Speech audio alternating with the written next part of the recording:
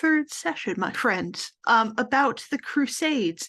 Now, I was going to do both the Albigensian Crusade and the Baltic Crusades tonight, but then I got thinking about it, and it's too much. It's too many crusades. There are too many crusades for 4 sessions.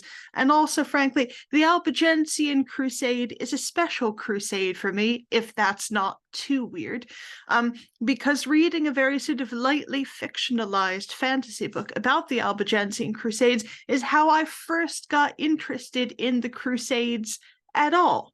So I wanted to talk to you about this particularly bloody, nasty, brutal, awful, hope you're not eating dinner during this crusade against heretics in the south of France. And then next week, we'll talk a little bit about the later crusades and then sort of the afterlife of crusading. But today, we're in the sort of early to mid 13th century, and we're talking about the crusade against these lovely naked people that you see there, the Cathars, in the south of what we now call France. And I'll tell you why it wasn't France then in about 2 minutes. Okay, so the Crusades. There's Innocent III, not looking very innocent, to be quite honest with you. So the Albigensian Crusade, was essentially largely kind of ideological campaign instigated by Pope Innocent. Innocent was doing a bunch of different reforms, a bunch of different things in this time period. But the purpose of this crusade was to eliminate a heresy called Catharism in what's now the south of France. Innocent, he couldn't direct this on the ground, but he did the next best thing, which is he assigned a papal legate, which is essentially basically the Pope, but another person. So when you have a papal legate, they have all the same sort of powers as the Pope. They speak for the Pope. They are basically the Pope in that locality. So Innocent sort of directed the crusade by means of legates, but they pulled in secular French lords, knights, secular commanders to prosecute this war. And there was also significant English, or I should say Anglo-Norman participation. And we'll talk about the main exponent of that. Pure evil on legs, a fellow called Simon de Montfort, not the one that forced King John to sign Magna Carta. That's a different one. But this one is the son of the other one, and he did quite a lot of damage in the south of France. Okay, so the upshot of this crusade is, if you are wondering how modern France got to be modern France, and why we no longer have any troubadours, and why this sort of beautiful, sort of cultured place was essentially, people have called it a genocide. I don't think it's a genocide in that the purpose of the crusade was not to completely destroy the population, but it was certainly a nasty, brutish war that kind of did for Languedoc for quite a while. Okay, so having sort of framed that, let's go first. And I'm going to let's talk about France first. Okay, so this is, well, some of this is France. Sorry, the map's in French, but, it sort of makes sense. This is 1180. All the stuff that you see in red is actually owned by the kings of England. It's the royal domains. Those things came with Eleanor of Aquitaine on her marriage to Henry II, the King of England. This is what Eleanor brings with her. So when in The Lion in Winter you have Peter O'Toole saying, Count of Brittany, Normandy, Maine, Gascony, Aquitaine, etc., all the things that he says in The Lion in Winter, this is reflecting this map.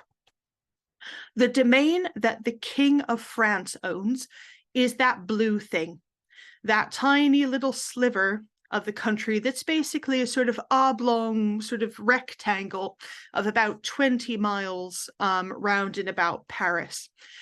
He, through his sort of various vassals, etc., he exercises indirect control over the stuff that you see in green. Now, what the King of France, so this is Philip Augustus or Philip II that takes over in 1180, what he wants to do is get all of the red stuff for himself and to begin to exercise direct control, not control through vassals, over the green stuff. Okay, that's Philip's sort of goal. I'll show you in about 20 seconds how well he did.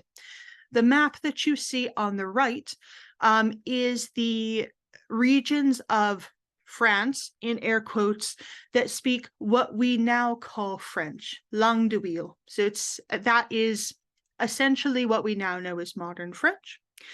Everybody else speaks some other language. So this little sort of gray squirrel over here, that's the part of the Duchy of Brittany that speaks Breton, which is also related to Gaelic, related to Welsh, etc. Why is Brittany called Brittany?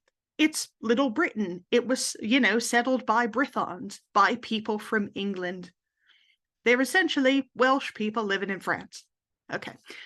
The rest in the south speaks Occitan or Languedoc, which is why it's called Languedoc. It is a language that's sort of, I suppose, halfway between French and Catalan. So that's the language that the troubadour that I told you about last time, Geoffrey Rudel, that's the language that he wrote in. Okay, so all of the stage is set.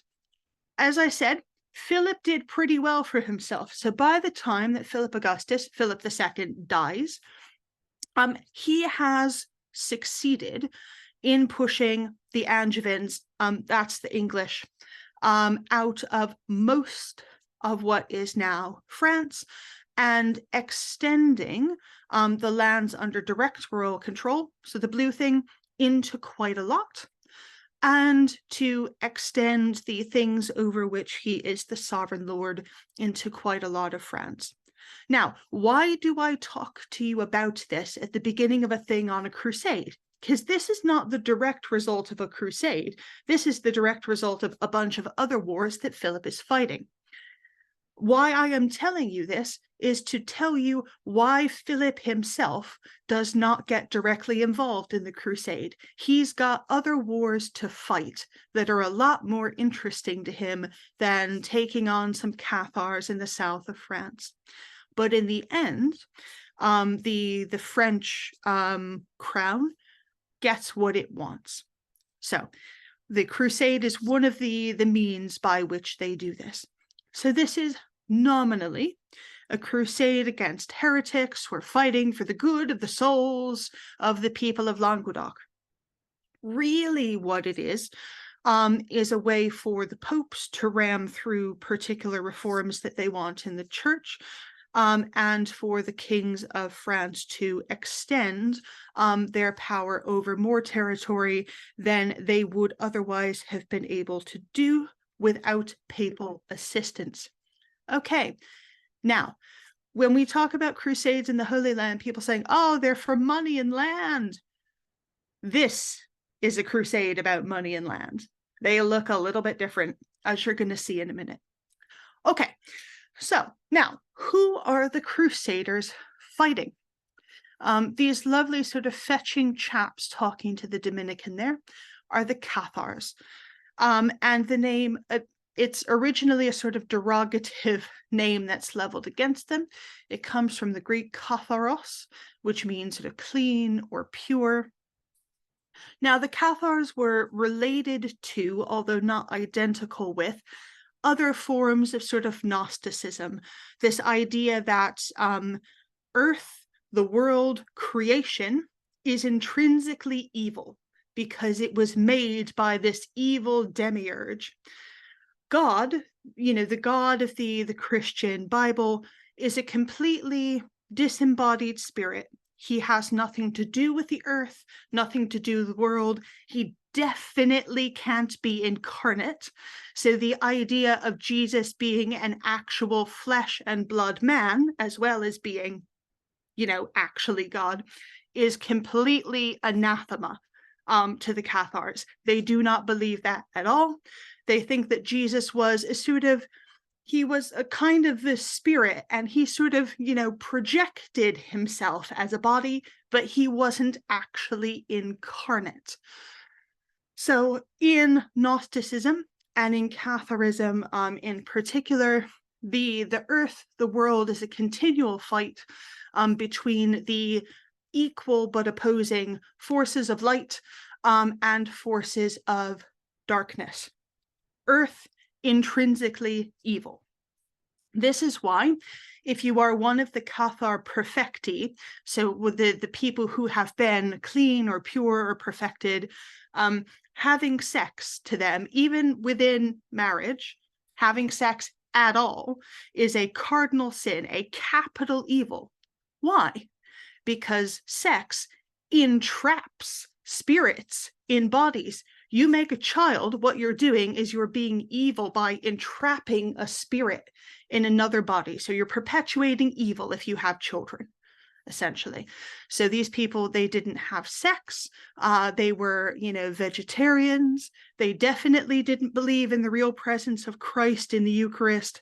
Basically, anything to do with the world, the earth, creation, intrinsically evil. So when people say, well, the Cathars were they were proto-Protestants. No, they very much were not. Okay, so these are, if you're sort of looking for the later Reformation, this is not where you look. These are not your people. Okay, so how did Catharism sort of spread? Well, there were some other sort of dualist Gnostics at this time called the Waldensians, who were in Germany. And the idea is it sort of took root in Languedoc. We'll talk about how that came to be in a minute. But the Cathars, they found, let's go here. So there's a bunch of different reasons why the Cathars sort of found a willing audience in Languedoc. There's been a bunch of different reasons that historians have talked about. Well, maybe the priests and bishops were uniquely awful in Languedoc. Well, there were illiterate priests and bad bishops, scattered throughout Europe. So why particularly in Languedoc? Other sort of theories are, for example, the lack of political centralization. So when I show you a map of the Midi in a moment, you'll notice it's all, little sort of towns or little clusters and agglomerations of things ruled over by individual people.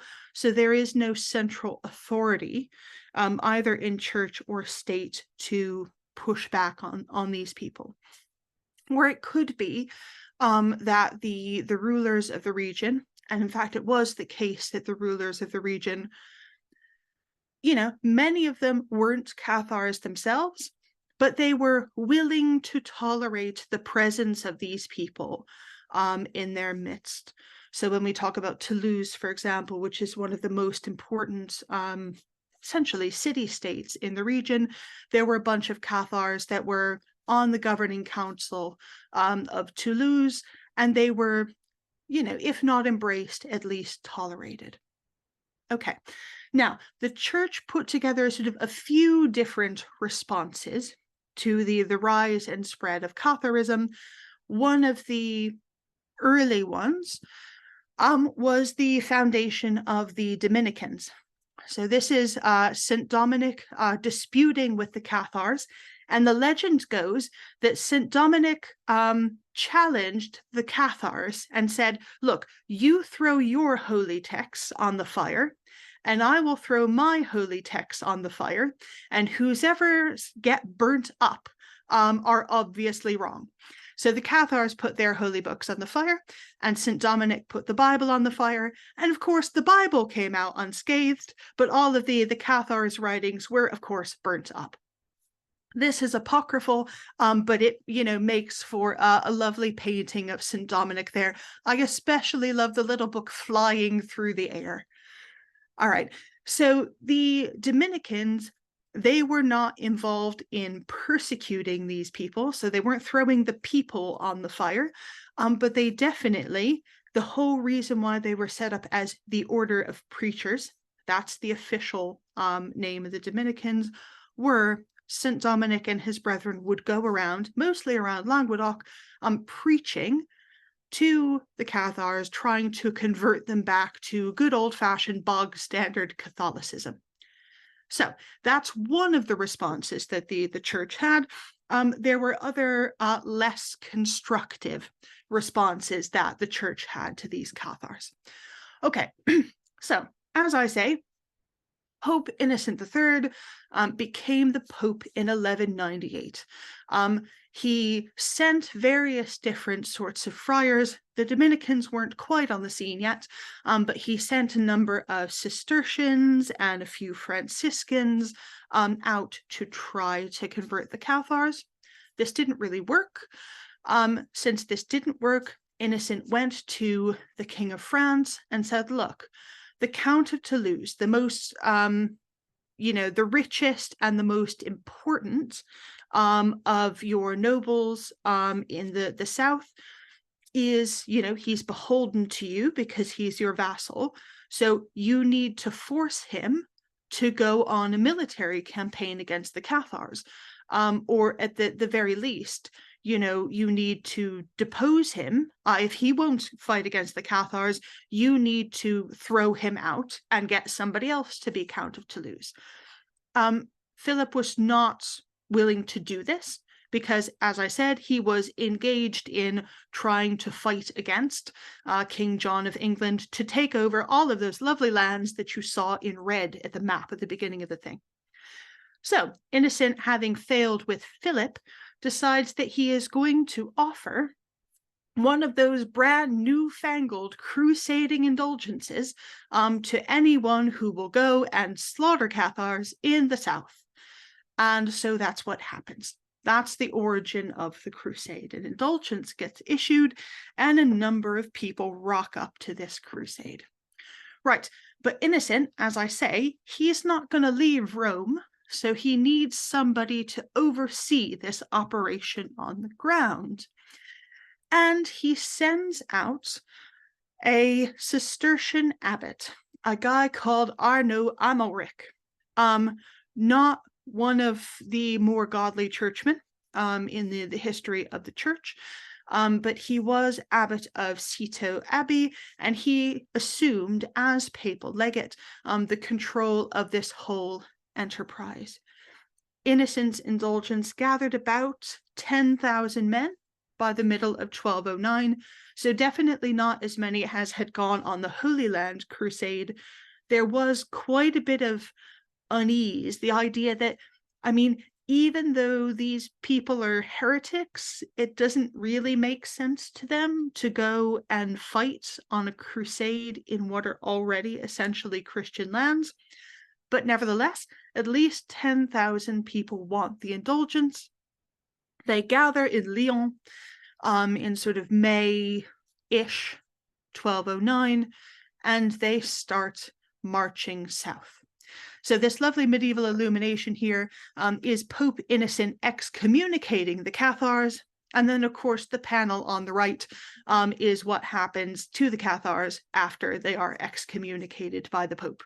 Knights from the north start bonking them with swords.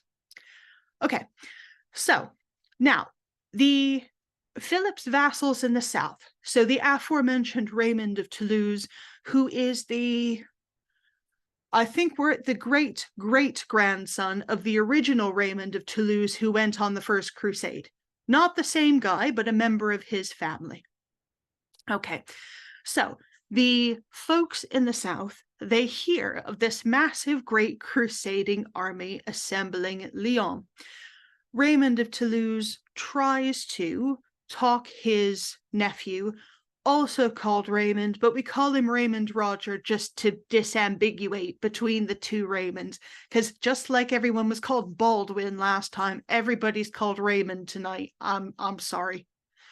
Okay, so Raymond of Toulouse tries to get his nephew, who is Viscount of Béziers and Carcassonne, to say, look, these 10,000 knights are coming against us. Could we, put up a sort of unified defense here? Because Béziers and Carcassonne are only about, sort of 25 miles away or something like that. Raymond Roger says, no, I'm not going to fight against this. So Raymond of Toulouse, thinking that he has no other possibility of defending his lands, says, look, I'm going to capitulate. I'm going to, wave the white flag and hope that they won't come and take Toulouse from me. So the Pope sends another legate, a guy called Milo, and Raymond prostrates himself before Milo, is whipped by him, and is sort of welcomed back as a son of the church. This leaves Raymond Roger, his 24-year-old nephew, rather exposed. So obviously, Raymond of Toulouse is now welcomed back into the fold of the church. So his stuff can't be attacked by these 10,000 men massing at Lyon. So they turn against Raymond Roger instead. Raymond Roger wasn't a Cathar, but his sister very definitely was. She had become one of the perfecti, these people who were sort of, vegetarian and didn't have sex and were, they were essentially trying to be as spirit-like as possible and live as though they were not tainted by humanity and earthliness. So Raymond Roger, seeing that his number's up, writes to the Crusaders and says, look, about that, the Crusade or the Cathars are only in my lands because, I'm young. I'm only 24. I'm young. So, I can't do anything about it. The Crusaders don't care. And so the first city that they attack, or rather the first town that they attack, is Raymond Roger's town of Béziers. Now, as we'll see in a minute, this is a very great and horrible slaughter. But why? Why were the Crusaders so interested in finding something to attack immediately? Well, the first thing is that they were only called up for 40 days worth of service. So they had to attack something or do something to win the indulgence in 40 days. Otherwise, it would be null and void. So they had to go and slaughter some Cathars before the month was out, or, they wouldn't get the indulgence. So they were spoiling for a fight, and so they got a fight. All right. So, as I said, here's the sort of weird patchwork map of Languedoc at this time. It's sort of cut off at the bottom, but you can see Carcassonne's right about here. And here, I'm going to do this so that you can see the map. Oh, that's annoying. Okay. So you can see down here, you got Carcassonne. And then about sort of 20 miles away or so is Béziers, right here on the coast. Okay, so that's what I'm talking about. Right. Serves me right for not looking at the map. Okay, so here are the original period accounts. Obviously, I've translated them to English, but these are not my words. These are the words of either people who were there or people who very much knew people who were there. So you remember Arnaud Amalric, the papal legate. So he writes to the Pope, and this is within 3 days after the capture of Béziers. How he says this happens is the Crusader army rocks up to Béziers, and they send in a sort of party of people who want to negotiate the surrender of the town with Raymond Roger. While those negotiators are still inside the town, the rest of the crusading army, these people who had been raised for 40 days service and really, really, really wanted that indulgence, decided that they were going to attack the city. And so they did, in fact, attack the city. And once they were within the walls, they slaughtered everyone that they found. Okay, that's what Arnold Amalric says to Pope Innocent happened. He acknowledges that everybody was slaughtered, but he says, weren't me, Gov. I didn't order the attack, weren't me. Okay, now down on the bottom, you see a source that's written about, not quite 15 years later. Why do we think Caesarius of Heisterbach knows anything more than Arnold Amalric was willing to divulge? Well, Caesarius, who's writing this source, is a Cistercian monk, just like Arnold Amalric. So the idea is, he is writing this dialogue on miracles, and it's meant to be a teaching tool for young Cistercian monks. So he is talking about essentially the right way to conduct yourself as a Cistercian monk. And so the things that he is writing about, Arnold Amalric, are meant to show him in a good light, not in a bad light. So Caesarius is writing, that the Crusading army, once they had begun slaughtering everyone, they said, well, we can't tell who's a Catholic and who's a Cathar. And the famous kill them all and let God sort them out phrase comes from Caesarius of Heisterbach, who's essentially, he's quoting 2 Timothy. The Lord knoweth them that are his. Obviously, the Lord didn't say, kill them. The Lord just says, I know who are mine. Okay, Caesarius adds the kill them all. And in fact, they were all killed, as this 19th century engraving shows. I told you, I hope you weren't eating dinner during this, because it gets a little bit worse. Okay, so everybody slaughtered at Béziers. Now, this is the very first military engagement of the Albigensian Crusade, and it sets the tone.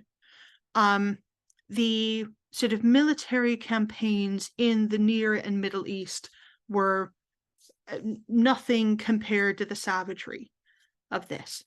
Okay, and I can tell you from period evidence that the feeling in Languedoc was still running very high and very hot against the slaughter at Béziers over 30 years later. Here is one of the last of the troubadours. His name is Guiraud Riquier. He was, as I say, one of the last of the troubadours. So he's writing at the very end of about 100-year-long tradition. Geoffrey, that we talked about last week, was just about at the beginning of the tradition. Giraud comes at about the end. And he is writing a lament, essentially, for the loss of Languedoc. And he's writing as though he had been there. But of course, he can't have been there, because he wasn't born until about 20 years after the massacre at Béziers. But as Canso says, Béziers has fallen, they're dead. Clerks, women, children, no quarter. They killed Christians too. They killed 7,000 people, 7,000 souls who sought sanctuary in St. Madeleine, which is the cathedral. The steps of the altar were wet with their blood. The church echoed with their cries. They slaughtered the monks who tolled the bell. They used the silver cross as a chopping block on which to behead them. Now, we don't necessarily know if the particular details that Giraud gives are true.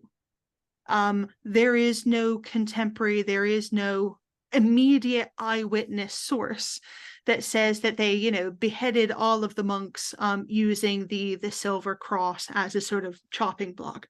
In fact, I would somewhat doubt that as a historian, but the reason why I show you this source is the fact that someone living in Languedoc is able to write this as a song, as a widely performed song that we have in a lot of different manuscript copies, and say, this is what happened as an eyewitness, I saw this in my mind's eye.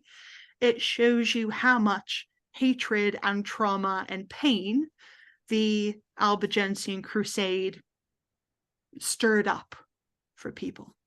So there's Giro. Unfortunately, even though we have 100 songs of his, we only have the melodies for 40. And so the melody of this one has been lost. So we can't sing it. But at least the poem still exists. Right. Things do not get better for the people of Languedoc because from Béziers, they marched to Carcassonne. So Raymond Rogers' other city, which is sort of 45 miles away or so. Now, the Crusaders are quick marching. They pull up outside of Carcassonne on the 1st of August, 1209. By the 7th of August, the Crusaders cut off the city's water supply. I don't know if any of you have been to Carcassonne, say, on holiday, for example, but it was restored in the 19th century by a very eccentric French architect called Viollet-le-Duc. It's not necessarily now as it was in the Middle Ages, but it's a beautiful sort of 19th century fantasy of how Carcassonne ought to have looked in the Middle Ages. So I commend a trip to Carcassonne to you. The siege of Carcassonne takes about 2 weeks. Raymond Roger again sues for peace. He sends to the Crusaders and says, you know, look, can we talk about this?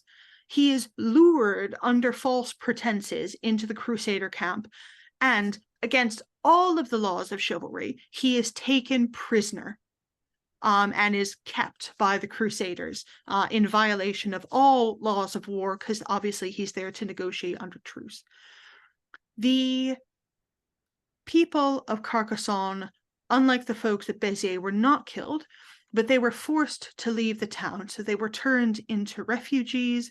Now, whether they were naked, according to Peter of Vaudiscernay, who was yet another Cistercian, who was on campaign with them. So Peter was there. He says that they were turned out naked, hence the illumination. A contemporary writing in Occitan says, well, they were sort of turned out in their underwear.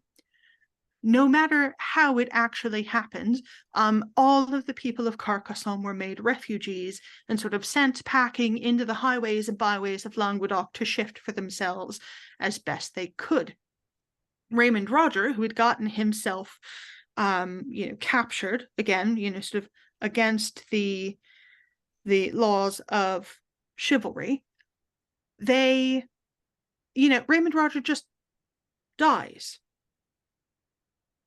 And so, yes, Raymond Roger just dies. Simon de Montfort at this time, enter Simon de Montfort, titular Earl of Leicester. He takes over at this point. After the fall of Carcassonne, a number of towns then surrender without a fight.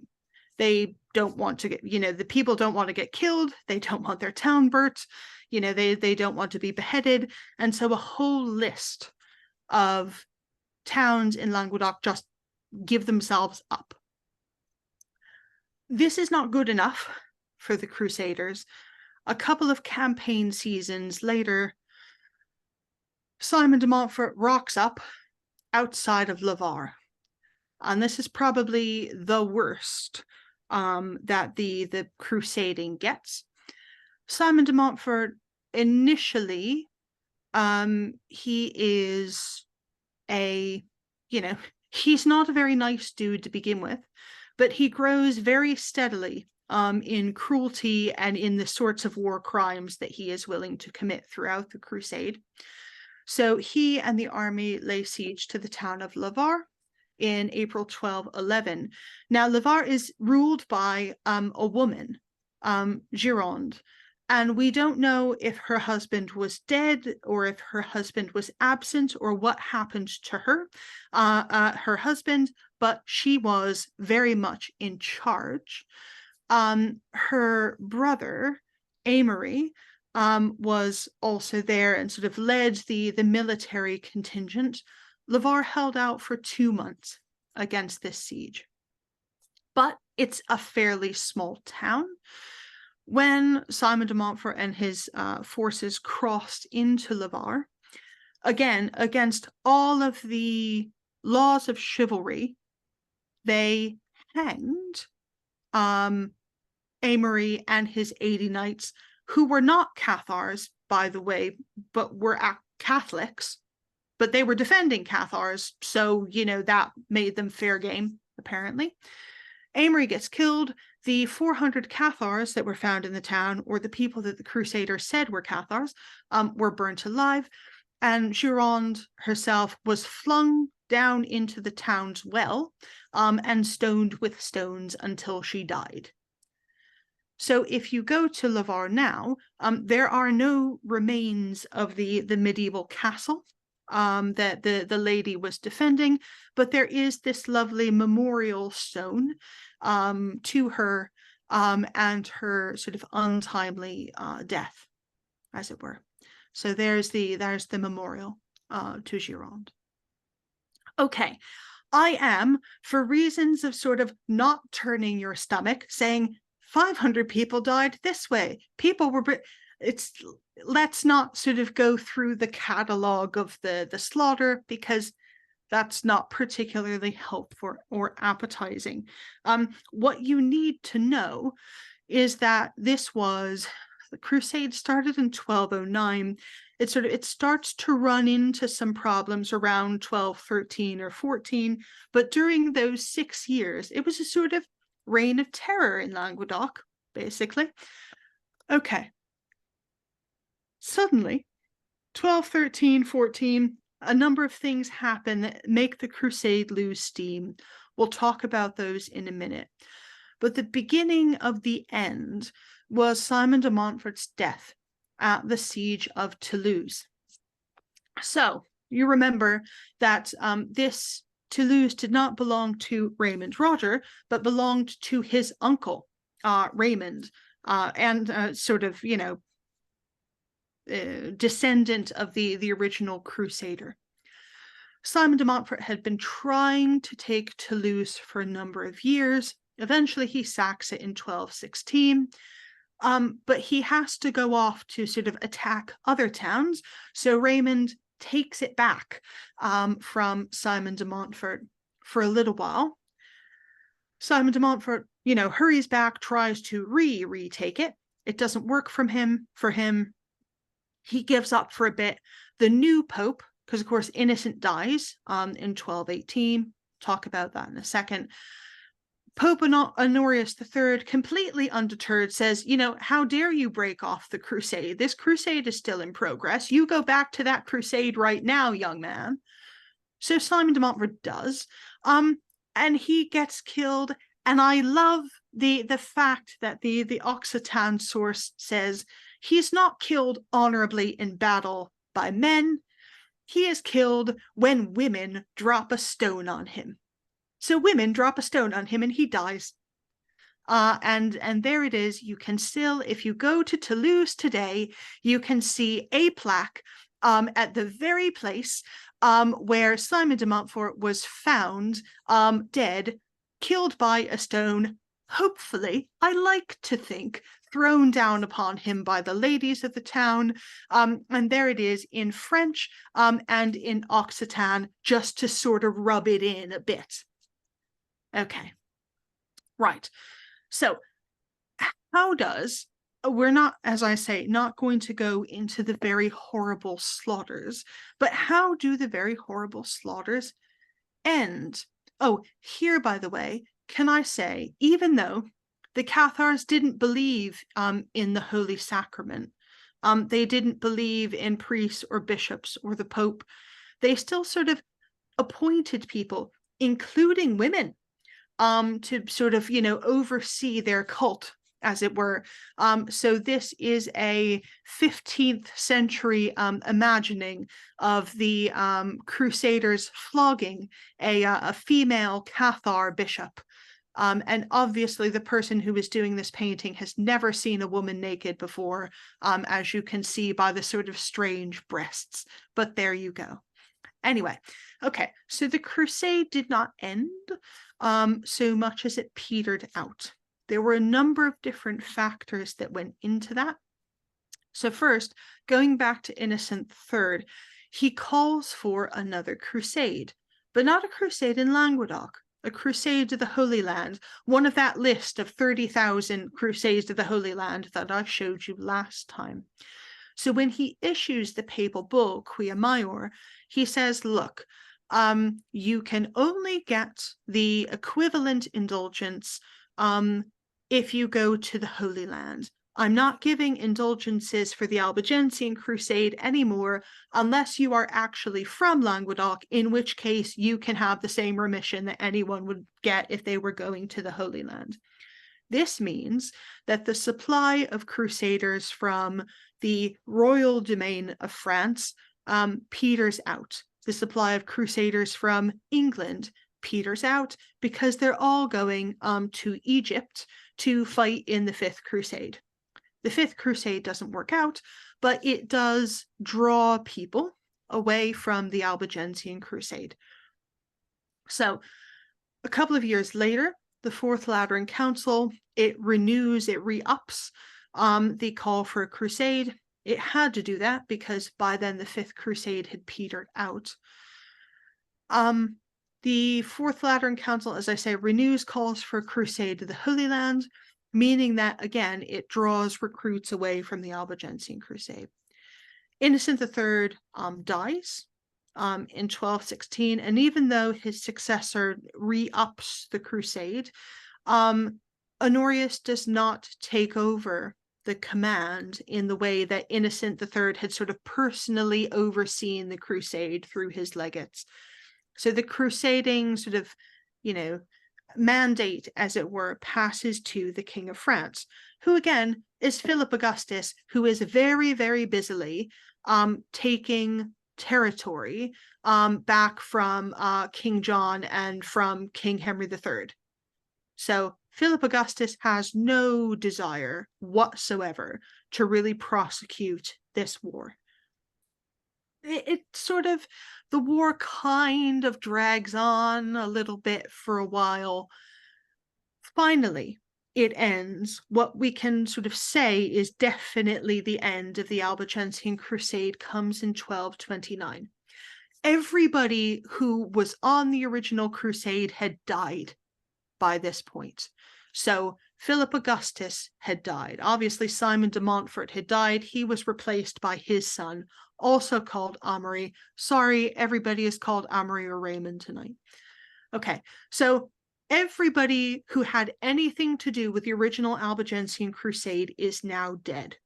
And so the next generation says, look, we can make peace, although the peace that they make comes very much at the price of the folks of Languedoc. So Philip Augustus's successor, Louis VIII, he also dies. His wife, Blanche of Castile, takes over as regent for their son, who will later become Saint Louis.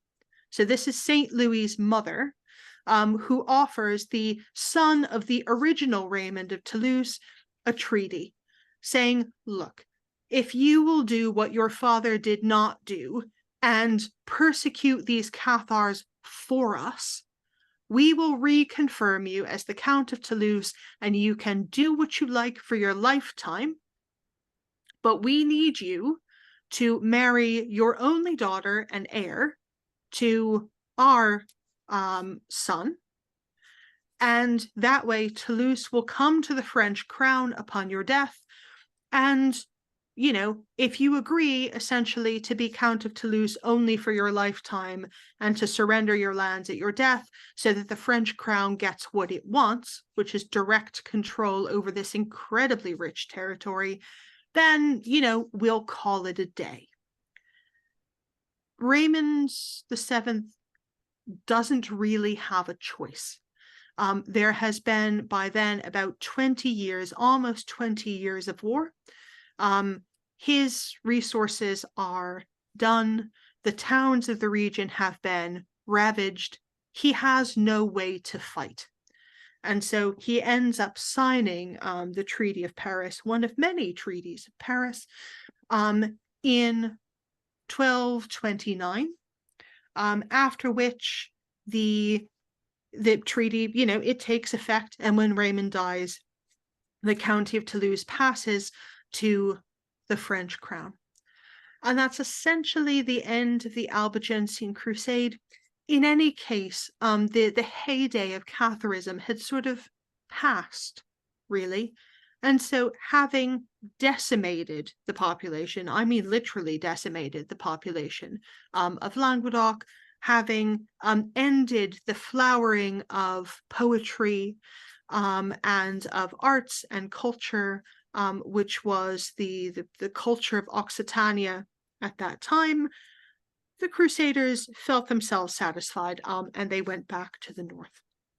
One other thing I should say about France at this time, it was very amusing that we now sort of think of France as the center of, art and culture and good food and good wine. This was definitely not the case in 1200. All of the art and culture and good food and good wine and poetry was in the south, my friends. The people in Paris were considered by the Southerners as absolute barbarians. So the barbarians won. They take over the remnants of Occitanian culture, and they will, in a sense, continue to persecute Occitania into the 19th century. So there is in the 19th century a big push to eliminate the Occitan language. So they take children and they forcibly educate them in northern French, what we would now call French, and they sort of punish them if they speak Occitan. It's rather like what was done in Ireland and Lithuania and in the various places that Russia controlled during the Soviet Union. It's essentially sort of program of language elimination. But all of that started in the Albigensian Crusade. Okay, I see some shocked faces around the room. I'm sorry, kids. I'm sorry if you didn't know that it was going to be this brutal. But at least now, when somebody tells you, well, the Crusades to the Holy Land were, just about, they were just about land and about gold. This is what a crusade looks like when it's about land and it's about gold. And so this is, just a little bit different than what was going on there. Okay, questions, comments, what you got? Are you too shocked at this point? Right, let's open the chat. Okay. Catherine says, yes, Wales too campaigned to eliminate the Welsh language and punish children for speaking it in school. Yes, definitely.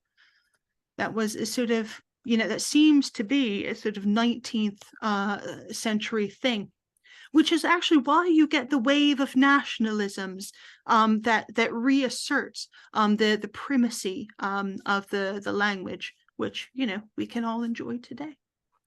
All right. Other questions, comments? What you got? Hello. There are a number of these dualistic religions around, mostly from Persia. And am I right in believing that St. Augustine was once a follower of one of these Manichaeism? He was indeed. Yeah. So there were the other thing. There is a book called the Perfect Heresy, the Cathars and their crusade against them, and it seems like the Dominicans sort of hunted down anybody who still was thinking that way, right into northern Spain as well. So I think that sort of finished them off, really. Yes, that's just a comment. Yes. I mean, that is a very good book to read. Also, weirdly enough, Lord Sumption has also written a book about the Albigensian Crusade, which I commend to you if you want a one-volume history of the Albigensian Crusade. Either A Perfect Heresy, who's the author of whom I forget. Yes, there we go. Or Lord Sumption's book, which is just called The Albigensian Crusade, I think. I commend both of those to you. They're both very good. Right. Chris, what you got? This is going... You made a very brief mention of Balian. who of course is the central character in the film Kingdom of Heaven. So is it, you said what he actually did. Is anything that he did in the film Kingdom of Heaven actually what happened? Yeah. Oh dear. So this is a question from last week. Yes, Yeah. there's one thing that he does in the movie. This is actually true, which is that he does organize the defense of Jerusalem. That when Saladin is trying to take it over, it doesn't quite go, obviously, as the movie is saying, but he does at least do that. Right. And did they negotiate surrender in the end? They did. Yeah. Yeah, they negotiated essentially free passage to the coast for all of the Franks. Right. So, they wouldn't be slaughtered. They'd be given free passage to Christian lands and be able to, go wherever they needed to go. Thanks. Yeah. Yep. All right. What else we got, folks? Hi, Hello. it's Fiona. Hello. I just want to ask a question about what do modern Christians or Christians have anything in common with medieval Christians? I mean, it just seems so. Well, I'm just wondering, did they ever read the Bible, or where did they get all this slaughtering from? I mean, I know it's in the Old Testament, but not in the New Testament. Yeah, I mean, so this is the nasty side of any religion, and it's very easy to say. I guess the easiest and most facile response would be, well, they weren't really sort of Christians because they were doing this. We can see that they weren't Christians. That's a facile response, and I think that's not where I would go with that. I would say that trying to get into their thought process. This is not to excuse what they did, but to make it more comprehensible why they were doing what they were doing. Their logic would have been, heresy means not the death of the temporal body, but it means the death of the soul forever. And so the stakes that they're playing for in order to try to turn people away from heresy, they're essentially saying, look, we're going to persecute these people or make life difficult for them on earth so that they turn, and what we're doing is saving their immortal soul, even if we're not preserving their bodies. Now, this is perhaps bad logic, but that is, if you think about the stakes in the same way that they thought about the stakes, it becomes comprehensible. They were also, as I mentioned last time, obviously Christianity doesn't have an idea of jihad. But what it does have is St. Augustine of Hippo's idea of a just war, or a war that Christians are able to take part in without, again, endangering their immortal souls. The theology of just war had developed by about the 1220s into the idea of a war that was meritorious for its own sake. And that was a war sort of against the enemies of Christendom. Well, the logic would have gone, heretics are the enemies of Christendom, and therefore what we are doing is meritorious. Now, but as I say, there were, the people who went on crusade, they should not be equated with all medieval Christians, because that's definitely not what's going on. There are a lot of people, even in northern France, in Germany, in places where some of the Crusaders are coming from, there are people writing saying, this is wrong. We shouldn't do this. This is not right. This is not only not meritorious, this is in itself evil. So this sort of strand, this sort of kill them all and let God sort them out strand, is a minority of a minority. So don't, as tempting as it is, don't sort of paint all medieval Christians with this brush, because they don't deserve it. No, okay. Yeah.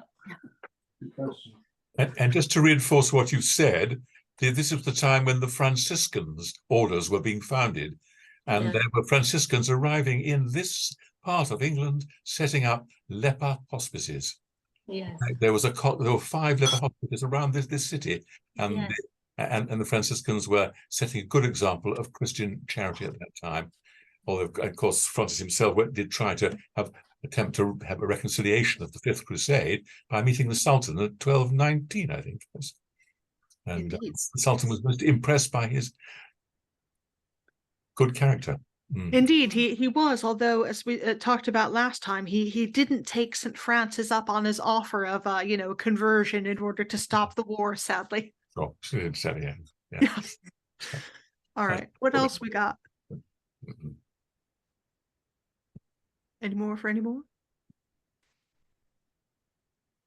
All right, folks, so the next time we're going to talk about a little bit about, sorry, I'm going to bore you, or I hope I'm going to excite you with my own doctoral research. So we'll talk a little bit, we'll talk a little bit about the later Crusades and sort of where Christianity sort of and the Crusades go from there. Yes. So we'll talk about Henry VIII.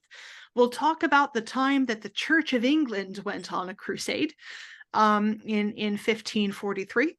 And then we'll talk a little bit about the sort of afterlife of crusading and how and why we understand crusading the way we do now. And that's where I'll sort of leave you.